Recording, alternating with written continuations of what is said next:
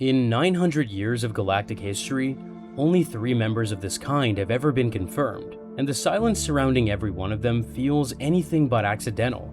Yoda, Yaddle, and Grogu make up the entire known population across all of Star Wars canon, with no name for what they are, no home world, and no record of where they come from or how many might still exist. 3 beings scattered across 9 centuries, a silence so complete it feels deliberate, and a growth cycle so slow that even if hundreds more exist on some uncharted world, a single generation lost cannot be replaced in any timeline that matters. The galaxy has already shown what it does when it finds one of them. It does not protect them, it does not study them from a distance, it takes what it needs and moves on. Canon sources have preserved enough of the story to answer the questions the Order spent centuries avoiding, drawn from the films, the series, the novels, and the comics. Both canon and Legends material were examined to put this together, though the foundation here rests on what the current canon has confirmed. Chapter 1: The Broken Record. Every official file on Yoda, Yaddle, and Grogu carries the same word, and that word has already been proven meaningless. Every Star Wars reference that addresses them carries the same designation: unknown. Yaddle's home world is likewise listed as unknown. In all the decades since Yoda first appeared on screen in The Empire Strikes Back, no source has ever given his kind a name. Behind the scenes, the mystery has been treated as a deliberate creative decision from the very beginning. George Lucas kept the information locked down from the start, and Dave Filoni maintained that stance during the production of The Clone Wars, stating in interviews that he believed the home world would never actually be shown in any Star Wars story. Whether or not that policy holds forever, it has shaped the franchise for decades. The silence is not an oversight, it is by design. But inside the Star Wars universe, that label of unknown carries a far more troubling meaning. A missing file is not the same thing as a missing population. In Attack of the Clones, an entire planet was erased from the Jedi Archives, and nobody noticed. Obi-Wan Kenobi tracked a bounty hunter's trail to a world called Kamino, searched the archives for its location, and found nothing. The Jedi librarian Jocasta Nu dismissed his concern entirely, insisting that anything absent from the archives simply did not exist. Yoda recognized the truth right away. A missing entry was not proof that something did not exist, it was evidence that someone had removed it.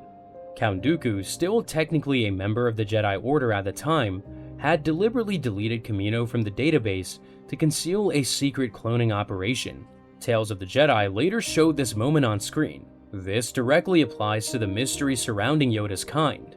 If a full planet with oceans, cities, and a population of millions could vanish from the most comprehensive database in the galaxy without a single alarm, then the absence of information about one people proves nothing at all. It does not mean that they are rare. It does not mean that they are fading. It means the archives were incomplete, and the system that produced them was never as reliable as the Jedi believed.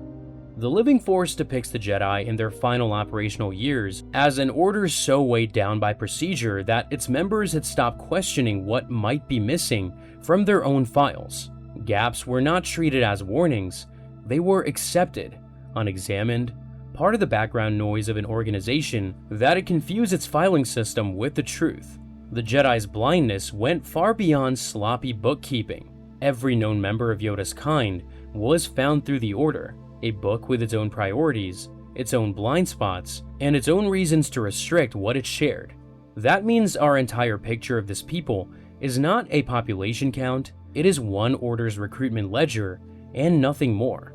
Jedi Seekers travel the galaxy identifying Force-sensitive infants and bringing them to temples for training.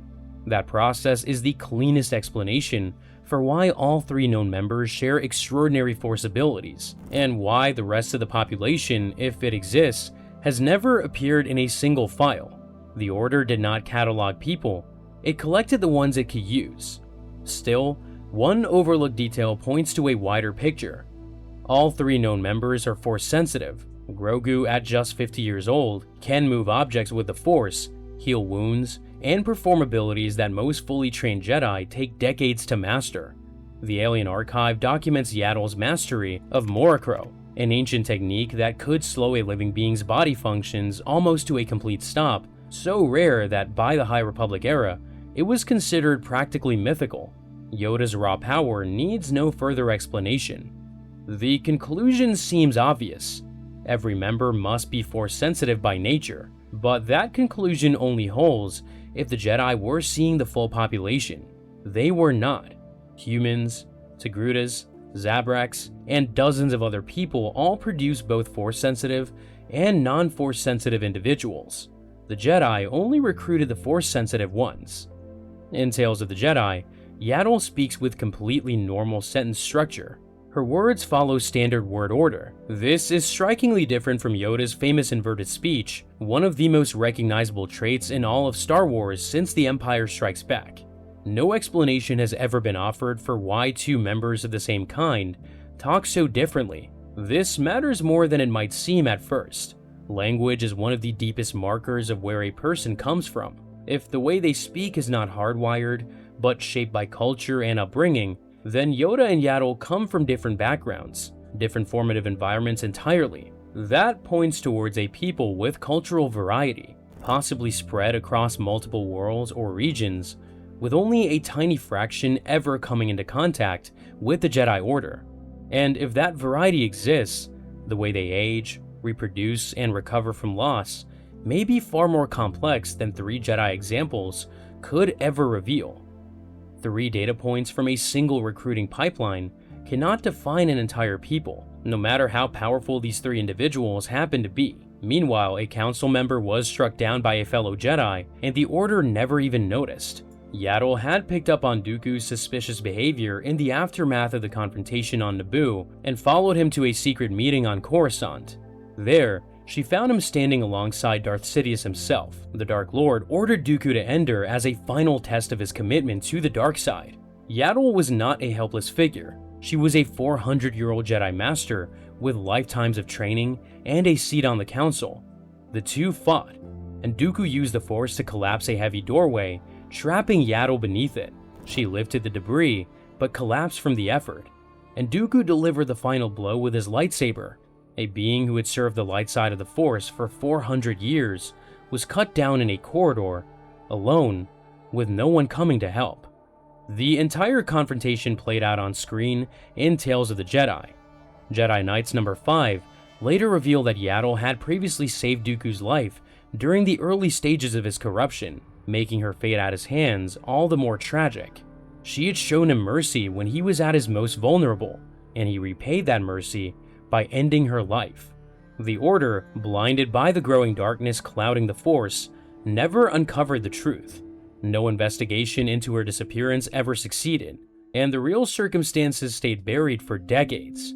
A council member vanished, and the most powerful Force-wielding Order in the galaxy simply moved on.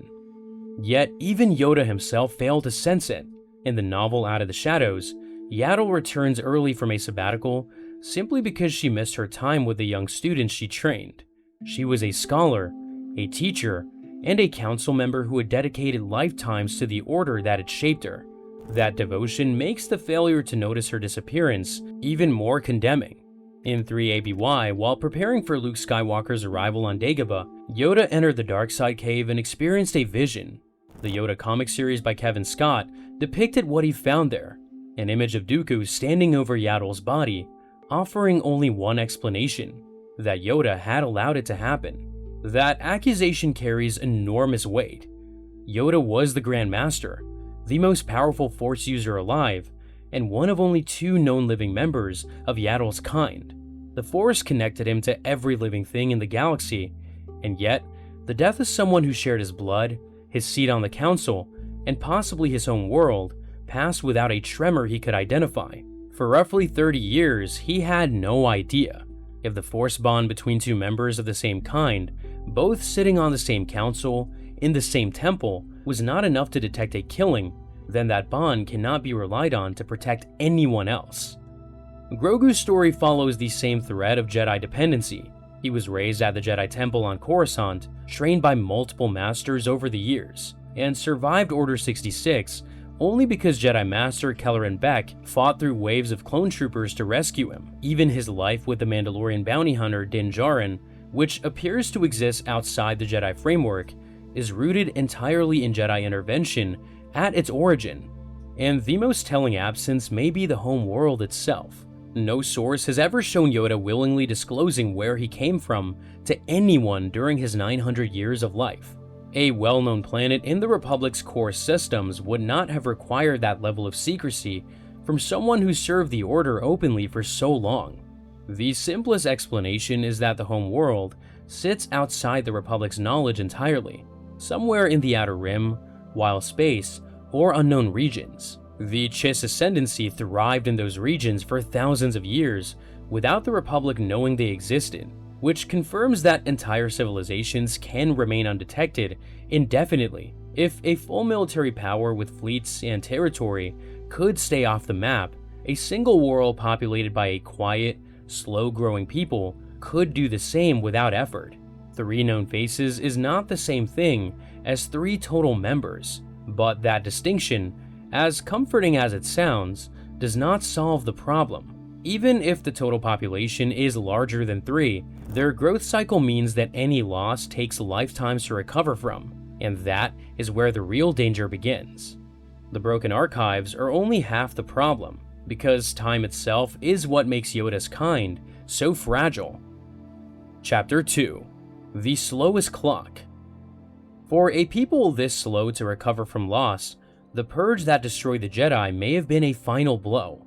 Order 66 is primarily remembered as a collapse of the entire Jedi Order. In a single coordinated strike, clone troopers across the galaxy turned on their Jedi commanders and cut them down.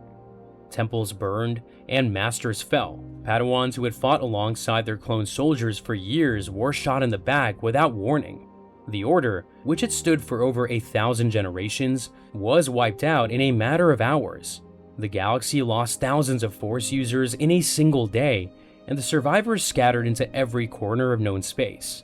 Most of the dead were human, Twi'lek, Togruta, and other common peoples. For them, the losses were devastating, but recoverable within a few generations. For Yoda's kind, the math behind that tragedy works on a completely different scale. The confirmed ages of the 3 known members paint a deeply unsettling picture. Yoda was born around 896 BBY and passed on Dagobah in 4 ABY at the age of 900, a number he confirmed himself in Return of the Jedi. Star Wars timelines place the start of his training career at approximately 100 years old, and in The Empire Strikes Back, he mentioned that he had been training Jedi for 800 years. Yaddle was born around 509 BBY, close to 400 years after Yoda. At the time of The Phantom Menace, she was approximately 477 years old, a mature adult, serving actively on the Jedi Council. When Dooku ended her life shortly after the confrontation on Naboo, she was barely past the halfway point of what Yoda's lifespan suggests their kind can naturally reach. Grogu arrived later still, born around 41 BBY, nearly 500 years after Yaddle. Vast stretches of time separate each known birth. Whether that reflects a naturally low birth rate or simply the narrow window of the Jedi's awareness, the result is the same. From everything we can observe, new life among this people arrives at a pace unlike anything else in the galaxy. No other known people in the Star Wars universe comes close.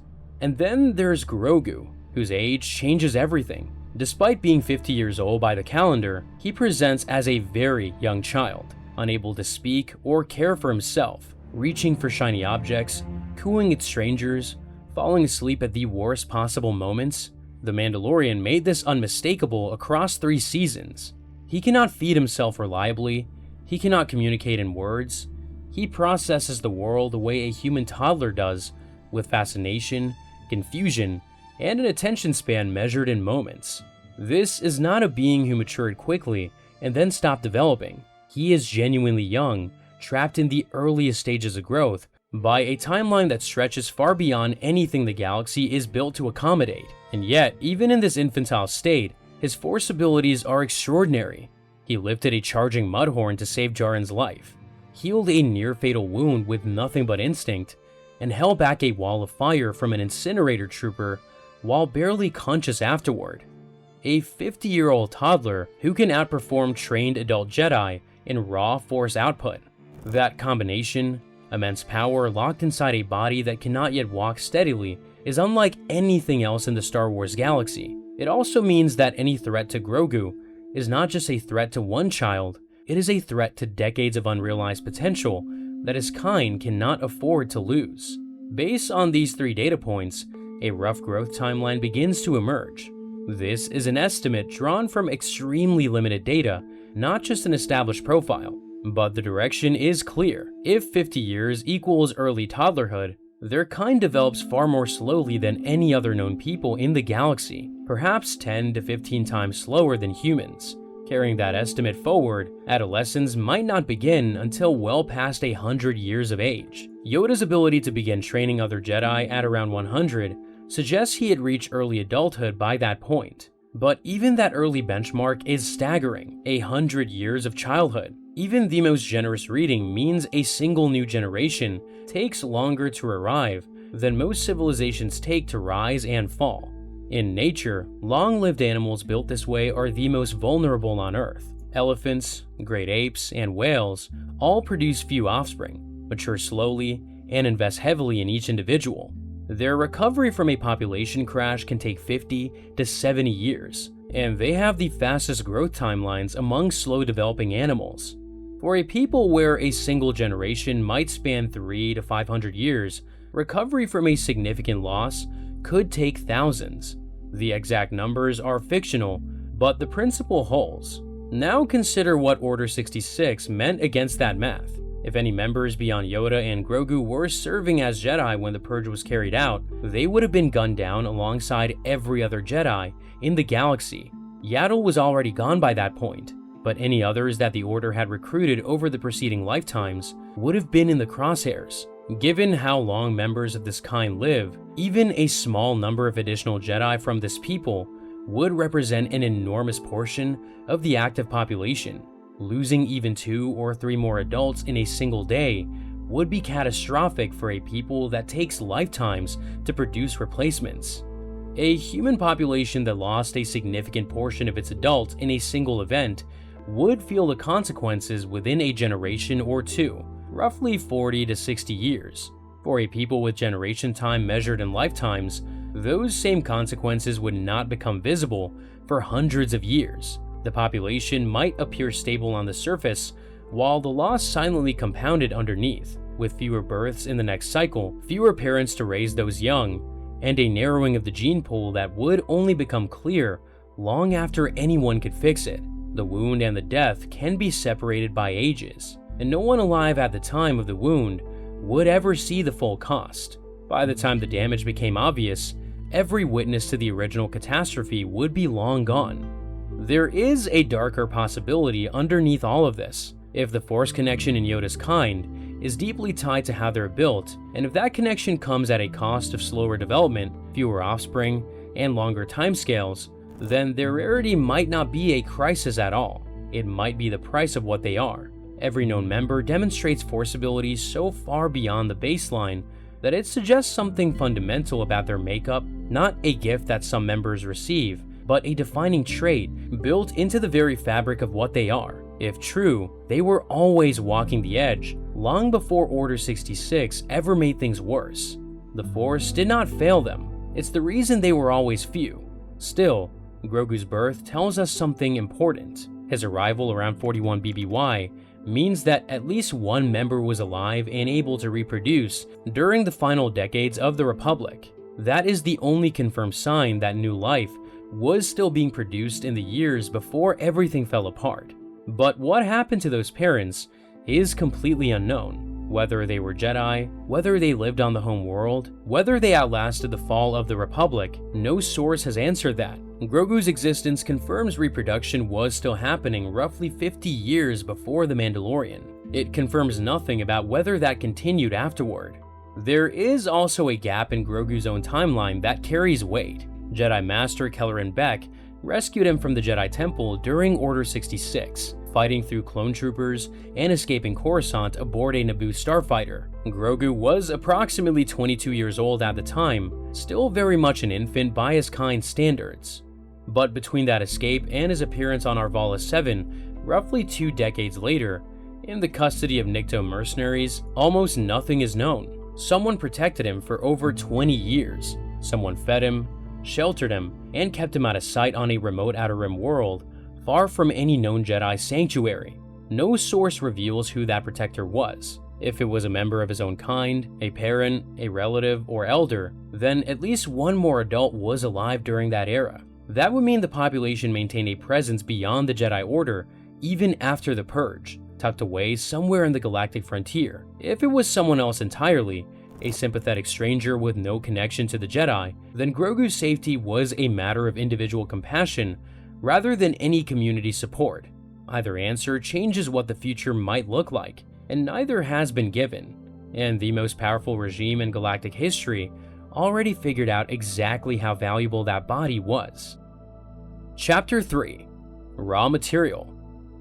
After the Republic fell, the new regime looked at Yoda's kind and saw only something to harvest. The transformation was total. Yoda had been the Grand Master of the Jedi Order, the most respected living Jedi in the galaxy. Yaddle had been a council member, a scholar, a teacher of generations. Their kind carried an association with wisdom, with the Force, with the highest form of authority the galaxy recognized. For hundreds of years, simply seeing a member of this kind in the Jedi Temple was a reminder of how deep the Order's roots ran.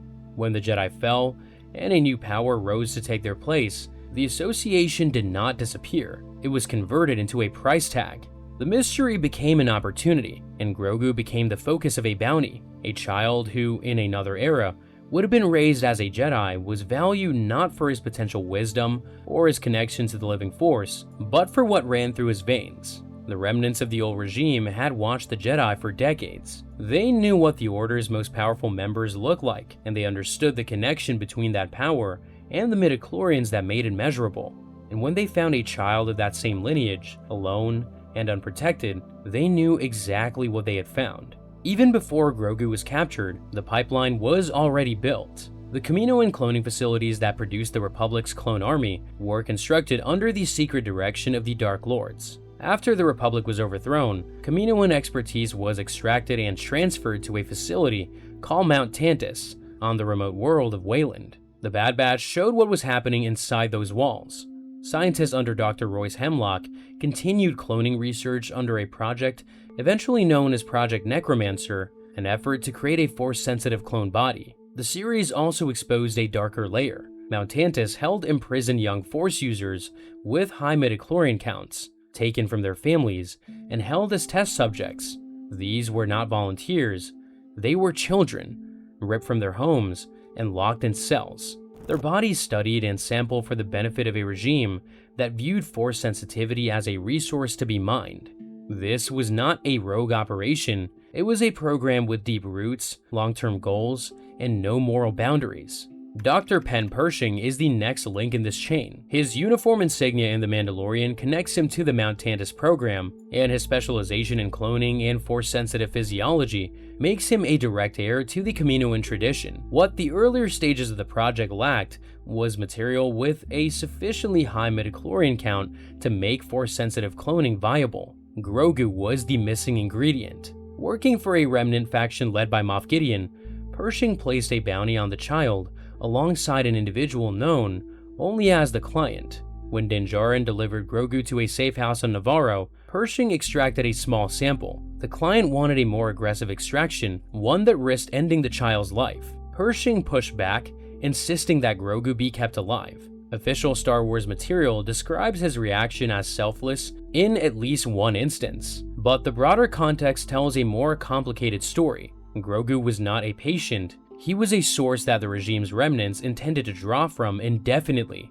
Even after Djarin's rescue, the experiment simply moved to a different lab. Pershing continued his work at a separate facility on Navarro, injecting samples drawn from Grogu into volunteer test subjects, attempting to transfer the child's extraordinarily high midi-chlorian count into non-Force sensitive hosts. But inside those tanks, the results were catastrophic. The volunteers' bodies initially showed promising responses, then rejected the samples entirely, leaving behind deformed, unrecognizable remains suspended in fluid. Pershing exhausted his supply and sent a desperate recording to Moff Gideon, requesting renewed access to what he called the donor. That single word strips Grogu of every quality that defines him: his name, his connection to the Force, his childhood.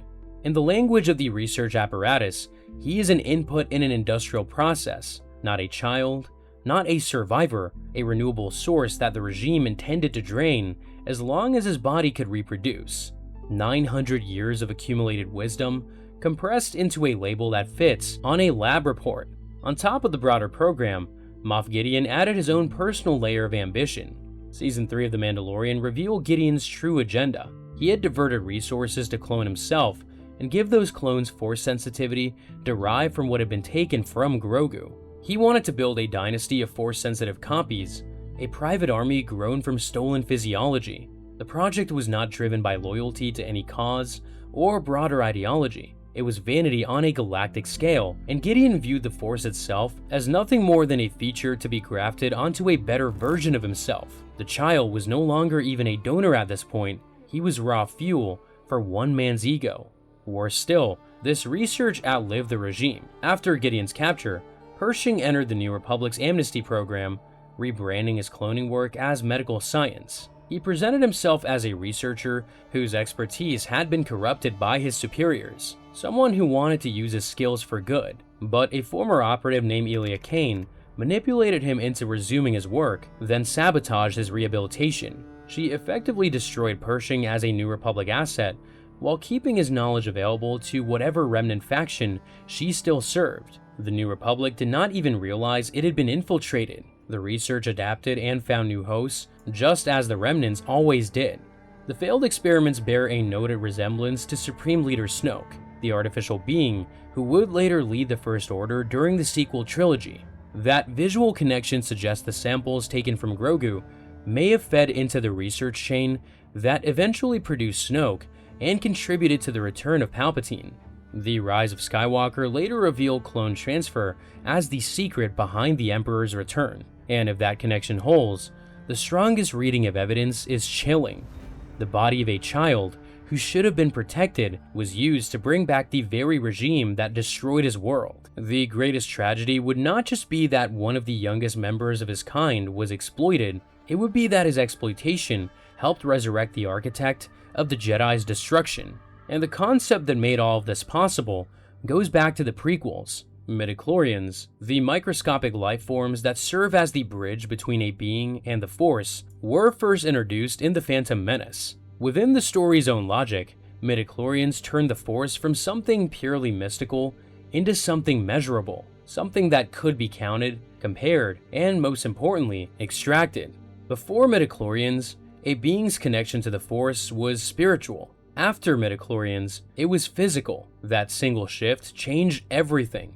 Pershing's experiments proved that midi-chlorian-rich samples can be harvested and injected into other beings. The experiments failed, but the principle was established. Force sensitivity is a transferable physical resource. For a people where every known member carries extraordinarily high midi-chlorian counts, this transforms every living individual into a prize of enormous value. Not because of who they are, but because of what can be taken from them. The Force, once treated as sacred, has been reduced to a substance that can be drawn from a vein.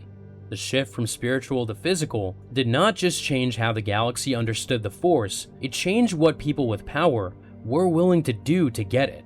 Even if hundreds or thousands of members exist on a home world no one has found, the knowledge that their bodies can be harvested makes every one of them a prize the moment they are discovered. Coming out of obscurity means drawing attention. Participating in galactic life means being turned into a resource. Helping rebuild any order or government means exposing their members to a research apparatus that already knows what their physiology is worth. Obscurity offers safety but guarantees irrelevance. Visibility offers purpose, but guarantees becoming raw material. And for a people that takes lifetimes to recover from a single loss, one miscalculation could set the population back by 1,000 years. The galaxy stopped seeing sages a long time ago, and nothing Grogu has done changes that. Chapter 4: The Inescapable Trap. Every path forward leads Grogu deeper into the same danger, and the math does not bend. The labs may be shut down, but the knowledge endured. The science behind the midi-chlorian transfer experiments did not disappear when Moff Gideon fell. Every scientist who worked on Project Necromancer, every technician who processed the samples, every officer who read the reports, carries a piece of that knowledge. That information is scattered across the galaxy now, embedded in minds and in files that no single authority controls. And the galaxy that awaits Grogu is not a peaceful one. The New Republic has already shown it cannot protect its own amnesty subjects from sabotage. It cannot even detect a single operative working inside its own rehabilitation program. The government that was supposed to replace the Empire cannot secure its own hallways. That is the galaxy Grogu is navigating right now, one that cannot protect him, even when it is trying to. Din Djarin rescued the child from the very forces that wanted to use him. He had already delivered Grogu for payment, collected the bounty, walked away with his reward, and could have disappeared into the Outer Rim without looking back. No one would have blamed him. The guild expected compliance, not conscience. And then, something shifted. He went back, fought his way through armed guards, and took the child. He gave up his standing with the Bounty Hunters Guild, put his own tribe in danger, and built an entirely new life around a being he barely understood. What started as a contract became something that neither of them had experienced before. For Djarin, a solitary warrior raised in a culture of war, the child gave him something to protect beyond a creed. For Grogu, a survivor of the worst night in Jedi history, the bounty hunter offered something no order or temple ever had. Not just safety, but a bond that was chosen rather than assigned. The Jedi had trained Grogu because of what he was. Djarin protected him because of who he was becoming. That distinction between being valued for your nature and being valued for yourself is the most important difference in the child's entire story. And as Grogu grew, he began choosing back. By Season 2, he reached out through the Force on the ancient Seeing Stone of Tython and connected with Ahsoka Tano. She sensed his history, learning his name and feeling the fear and loss that still clung to him from the fall of the temple. She refused to train him, concerned that his attachment to Djarin could lead him down the same dark path that had destroyed Anakin Skywalker. The same attachment the Jedi had always warned against was now the defining force in the life of one of the last known members of Yoda's kind. Grogu ultimately went with Luke Skywalker for Jedi training, and Djarin removed his helmet for the first time in front of another person so the child could see his face before they parted. Then came the turning point that defined his future. In the Book of Boba Fett, Luke presented Grogu with a choice that cut to the heart of his identity: continue Jedi training or return to Din Djarin. Grogu chose Djarin. He chose the Father over the Order, the relationship over the tradition. For a child who had lost everything in the Temple fire, the choice was not between power and love, it was between two versions of belonging, and he picked the one that had never let him down. This was not a rejection of the Force. He will carry his Force abilities for the rest of his life, regardless of where he goes. It was a rejection of the idea that the Jedi, the same order whose blind spots had already failed his kind, was the only framework that could define him. For a people whose entire known history is wrapped up in the Jedi, choosing to walk away from that order is a break from every recorded precedent. It also means that the one organization in the galaxy that might have had the resources and the knowledge to help protect his kind no longer has a claim on him. He is free, but he's also alone in a way that no previous member of his kind has been.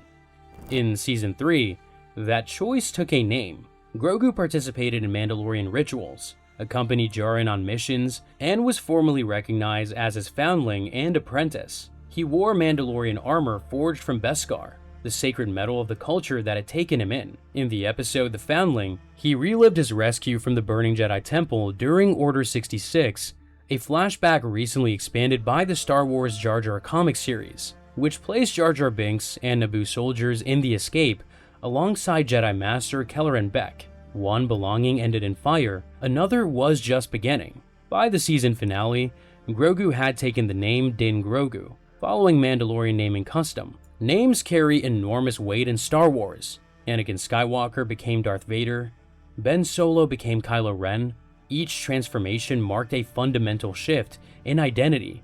Grogu adapting the name Din Grogu marks his formal acceptance of Mandalorian identity and his bond with Din Djarin as something permanent. He took his father's name not because his blood demanded it, but because his belonging did. In a galaxy that reduced him to the donor, he now carries a name that belongs to no research file and no laboratory log. But chosen belonging does not solve the equation underneath. Grogu still carries the same midi-chlorian count that made him a prize. He still belongs to a people that takes lifetimes to produce a single generation. A Mandalorian name and Beskar armor offer protection, but they do not change what he is. If Grogu lives as long as Yoda did, he has roughly 850 years ahead of him. That sounds like a long time, but he will not reach full maturity for decades, possibly longer. He will not be capable of reproduction for even longer than that, and his offspring would take just as long to mature themselves. One generation of recovery takes longer than the entire lifespan of the Galactic Republic. The Republic rose, governed the galaxy, fought the Clone Wars, and fell to the Empire in less time than it would take for Grogu's hypothetical grandchildren to reach adulthood.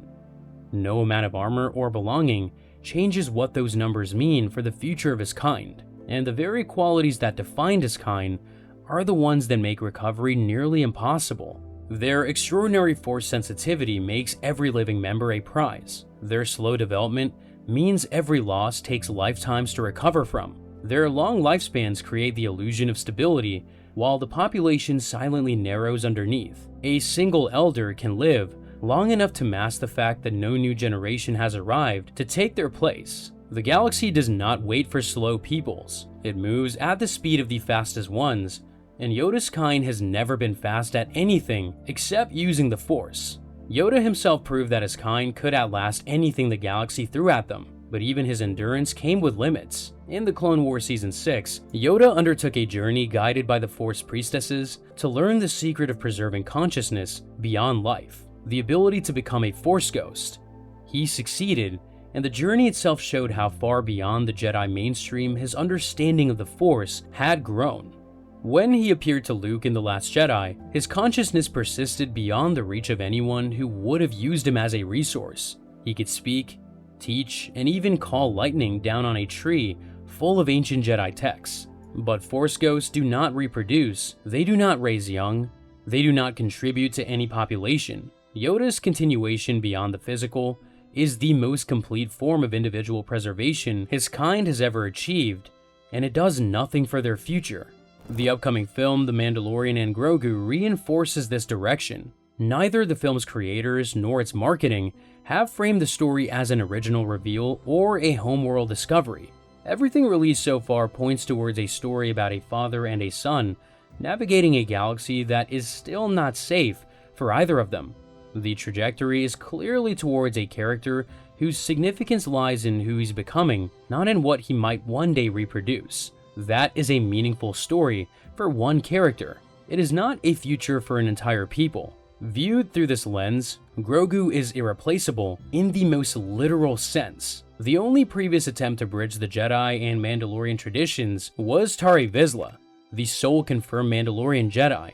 He created the Darksaber, the weapon that would define Mandalorian leadership for lifetimes after his death. But his legacy collapsed into further hostility between the two cultures the moment he was gone. One individual, no matter how extraordinary, could not permanently bridge two civilizations by himself. Grogu carries both traditions forward, but legacy is not the same as lasting. If he is lost at 50, his kind does not just lose one member, it loses an individual who would not have reached full maturity for decades, or even lifetimes more. It loses the only living being who bridges two cultures that have been at war for most of recorded history. That is not simply one fewer name on a list, it is a gap in their future that nothing can fill. And every day he walks in the open, he is one step closer to the kind of loss his people cannot afford. A 50-year-old child carrying Jedi knowledge, Mandalorian belonging, and the memory of a people the galaxy tried to forget.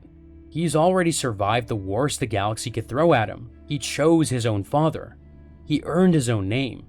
He wears Beskar not because he was born to it, But because someone decided he was worth protecting, and he still has lifetimes ahead of him. But lifetimes are not enough when each generation takes longer to arrive than most civilizations take to rise and fall.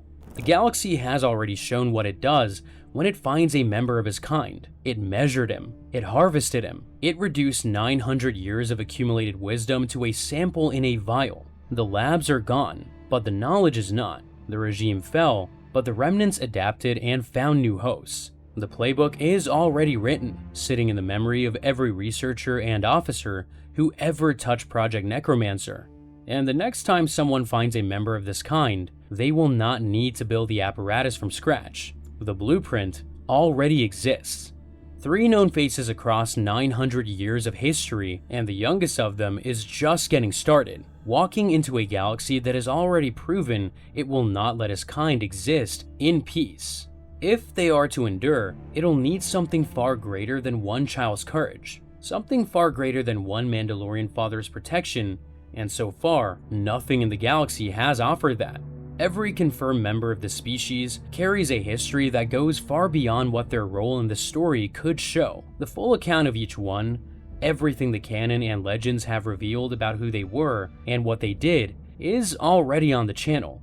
And if Grogu's raw potential at just 50 years old stood out here, that is only the surface. At an age when most Force users are still learning to lift stones, he has already healed mortal wounds, shielded allies from fire, and performed abilities that some Jedi Masters never achieved in a full lifetime. And the full scope of what that means is broken down on the channel.